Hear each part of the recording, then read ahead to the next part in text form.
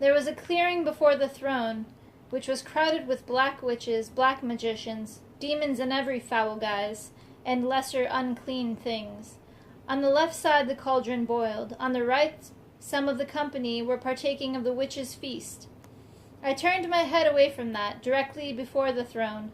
As custom calls for, the witches' dance was being performed for the amusement of the goat. Some dozens of men and women, young and old, comely and hideous, cavorting and leaping in an impossible acrobatic adagio. The dance ceased, and they gave way uncertainly before us as we pressed up to the throne. "What's this? What's this?" came a husky, phlegm-filled voice. "It's my little sweetheart. Come up and sit beside me, my sweet. Have you come at last to sign my compact?" Judson grasped my arm, and I checked my tongue. "I'll stay where I am," answered Amanda in a voice crisp with contempt. "As for your compact, you know better." "Then why are you here, and why such odd companions?" He looked down at us from the vantage of his throne,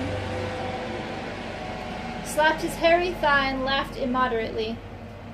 Royce stirred and muttered. His grandfather's head chattered in wrath.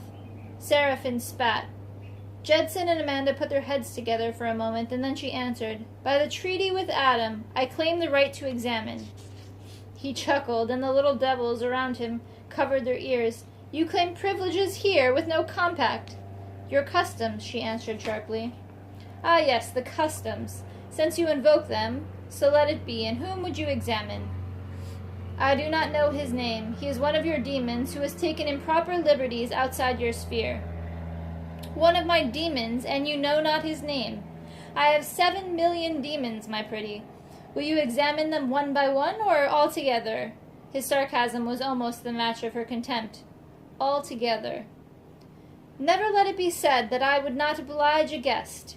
If you will go forward, let me see, exactly 5 months and 3 days, you will find my gentleman drawn up for inspection." I do not recollect how we got there. There was a great brown plain and no sky, drawn up in military order for a review by their evil lord, with all the fiends of the half-world, legion on legion, wave after wave. The old one was attended by his cabinet. Judson pointed them out to me. Lucifuge, the Prime Minister, Satanyaka, Field Marshal, Beelzebub and Leviathan, Wing Commanders, Ashtoreth, Abaddon, Mammon, Thutis, Asmodeus, and Incubus, the fallen thrones. The 70 princes each commanded a division, and each remained with his command, leaving only the dukes and the throne to attend their lord, Satan Mecratrig. He himself still appeared as the goat, but his staff took every detestable shape they fancied. Asmodeus sported 3 heads, each evil and each different, rising out of the hindquarters of a swollen dragon. Mammon resembled very roughly a particularly repulsive tarantula. Ashtoreth I cannot describe at all. Only the incubus affected a semblance of human form, as the only vessel adequate to display his lecherousness. The goat glanced our way. "Be quick about it," he demanded. "We are not here for your amusement." Amanda ignored him, but led us toward the leading squadron. "Come back," he bellowed. And indeed we were back. Our steps had led us no place. "You ignore the customs. Hostages first." Amanda bit her lip. "Admitted," she retorted, and consulted briefly with Royce and Judson. I caught Royce's answer to some argument. "Since I am to go," he said, "it is best that I choose my companion, for reasons that are sufficient to me. My grandfather advises me to take the youngest. That one, of course, is Fraser." "What's this?" I said when my name was mentioned. I had been rather pointedly left out of all the discussions, but this was surely my business. "Royce wants you to go with him to smell out Ditworth," explained Judson. "And leave Amanda here with these fiends? I don't like it." "I can look out for myself, Archie," she said quietly. "If Dr. Worthington wants you, you can help me most by going with him." "What is this hostage stuff?" "Having demanded the right of examination," she explained, "you must bring back Ditworth, or the hostages are forfeit." Judson spoke up before I could protest. "Don't be a hero, son. This is serious. You can serve us all best by going, and if you don't come back, You can bet that they'll have a fight on their hands before they claim their forfeit. I went. Worthington and I hardly left them before I realized acutely that what little peace of mind I had come from the nearness of Amanda.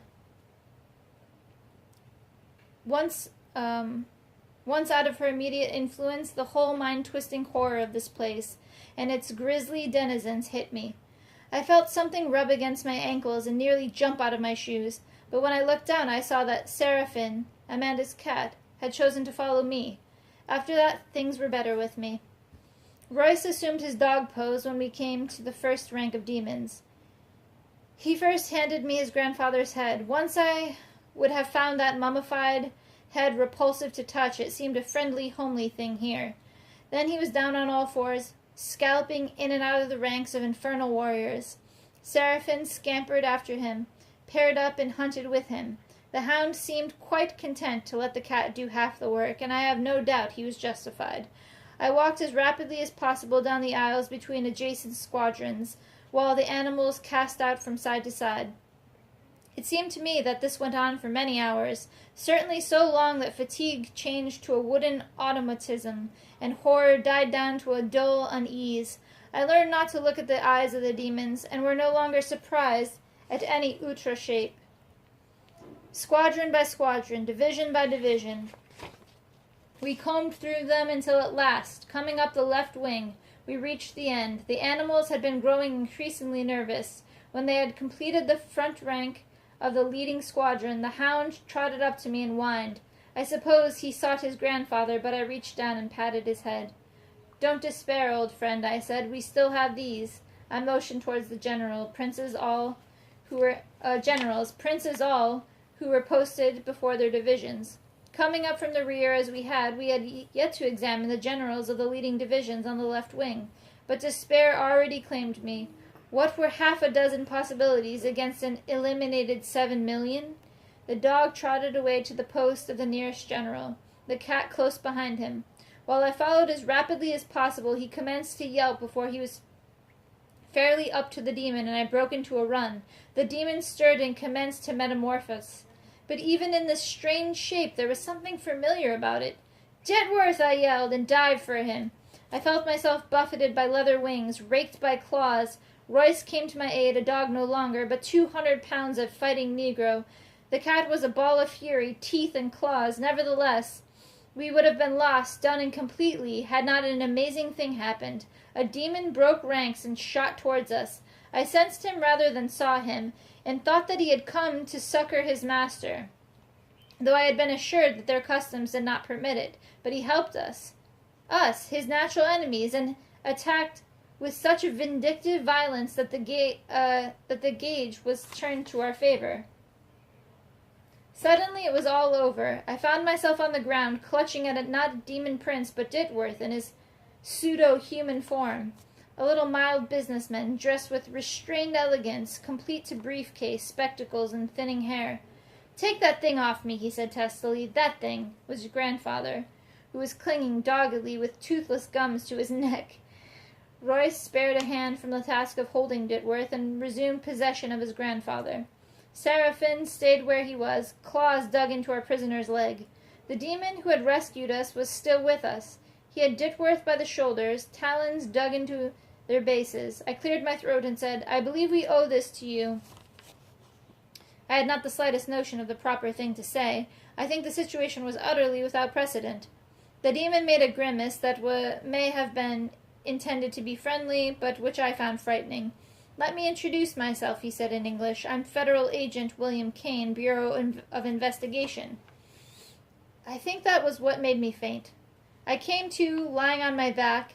Someone had smeared a salve on my wounds, and they were hardly stiff, and not painful in the least, but I was mortally tired. There was talking going on somewhere near me. I turned my head and saw all the members of my party gathered together. Worthington and the friendly demon who claimed to be a G-man held Ditworth between them, facing Satan. Of all the mighty infernal army, I saw no trace. "So it was my nephew, Nibiros," mused the goat, shaking his head and chuckling. "Nibiros, you are a bad lad, and I'm proud of you, but I'm afraid you will have to try your strength against their champion now that they have caught you." He addressed Amanda. Who is your champion, my dear? The friendly demon spoke up. That sounds like my job. I think not, countered Amanda. She drew him to one side and whispered intently. Finally, he shrugged his wings and gave in. Amanda rejoined the group. I struggled to my feet and came up to them. A trial to the death, I think, she was saying. Are you ready, Nibiros? I was stretched between heart-stopping fear for Amanda and a calm belief that she could do anything she attempted. Judson saw my face and shook his head. I was not to interrupt. But Nibiros had no stomach for it. Still in his Ditworth form, and looking ridiculously human, he turned to the old one. I dare not, uncle. The outcome is certain. Intercede for me. Certainly, nephew. I had rather hoped she would destroy you. You'll trouble me some day. Then to Amanda, shall we say 10,000 years? Amanda gathered our votes with her eyes, including me, to my proud pleasure, and answered, so be it. It was not a stiff sentence, as such things go, I'm told, about equal to 6 months in jail in the real world, but he had not offended their customs. He had simply been defeated by white magic. Old Nick brought down one arm in an emphatic gesture. There was a crashing roar and a burst of light, and Ditworth Nibiros was spread-eagled before us on a mighty boulder, his limbs bound with massive iron chains. He was again in demon form. Amanda and Worthington examined the bonds. She pressed a seal ring against each hasp and nodded to the goat. At once the boulder receded with great speed into the distance until it was gone from sight. That seemed to be about all, and I suppose you will be going now, announced the goat. All except this one. He smiled at the demon G-Man. I have plans for him. No, Amanda's tone was flat. What's that, my little one? He is not the protection of your party, and he has offended our customs. No. Really, I must insist. Satan Mecratrig, she said slowly, do you wish to try your strength with me? With you, madam. He looked at her carefully, as if inspecting her for the first time. Well, it's been a trying day, hasn't it? Suppose we say no more about it. Till another time, then. And he was gone. The demon faced her. Thanks, he said simply. I wish I had a hat to take off. He added anxiously, do you know your way out of here? Don't you? No, that's the trouble. Perhaps I should explain myself. I'm assigned to the Antimnopoly division. We got a line on this chap Ditworth or Nibiros. I followed him in here, thinking he was simply a black wizard, and then that I could use his portal to get back, and by the time I knew better, it was too late and I was trapped. I had about resigned myself to an eternity as a fake demon. I was very much interested in his story. I knew, of course, that all G-men are either lawyers, magicians, or accountants, but all that I had ever met were accountants. This calm assumption of incredible dangers impressed me and increased my already high opinion of federal agents. You may use your portal to return, Amanda said. Stick close to us. Then, to the rest of us, shall we go now? Jack Bodie was still intoning the lines from the book when we landed. 8.5 minutes, he announced. Looking at his wristwatch. Nice work. Did you turn the trick? Yes, we did, acknowledged Judson, his voice muffled by the throes of his remetamorphosis. Everything that... But Bodie interrupted. Bill Kane, you old scoundrel, he shouted. How did you get in on that party? Our demon had shucked his transformation on the way and landed in his natural form, lean, young, hard-bitten, in a quite quiet gray suit and snap-brim hat. Hi, Jack, he acknowledged. I'll look you up tomorrow and tell you about it. Got a report in now. And with that, he vanished.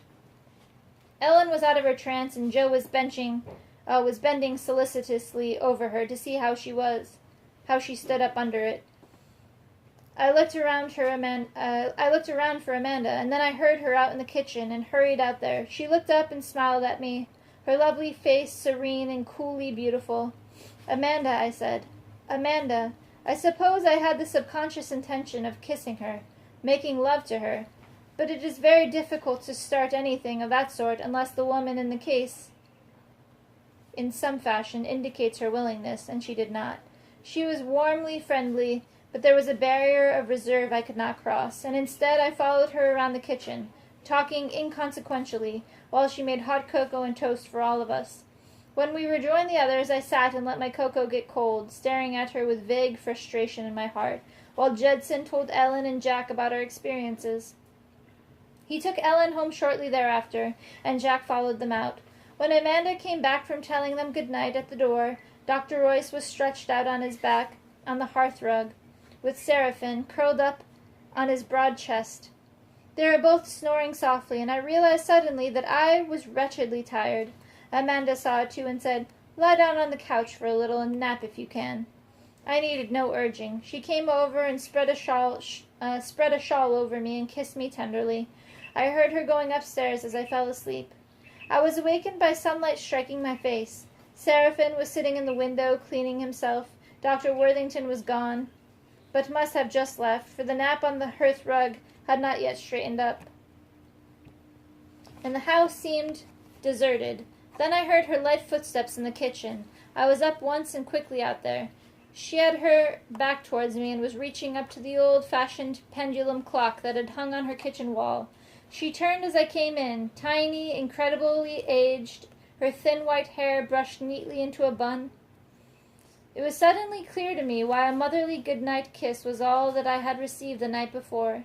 She had enough sense for two of us, and had refused to permit me to make a fool of myself. She looked up at me and said in a calm and matter-of-fact voice, "See, Archie, my old clock stopped yesterday." She reached up and touched the pendulum, "But it's running again this morning." There is not anything more to tell. With Ditworth gone and Kane's report, Magic Incorporated folded up almost overnight. The new licensing laws were an unenforced dead letter even before they were repealed. We all hang around Mrs. Jennings' place just as much as she will let us. I'm really grateful that she did not let me get involved with her younger self, for our present relationship is something solid, something to tie to. Just the same, if I had been born 60 years sooner, Mr. Jennings would have had some rivalry to contend with. I helped Ellen and Joe organize their new business, then put Bodie in as manager, for I decided that I did not want to give up my old line. I have built the new wing and brought those 2 trucks, and just as Mrs. Jennings predicted, my business is good.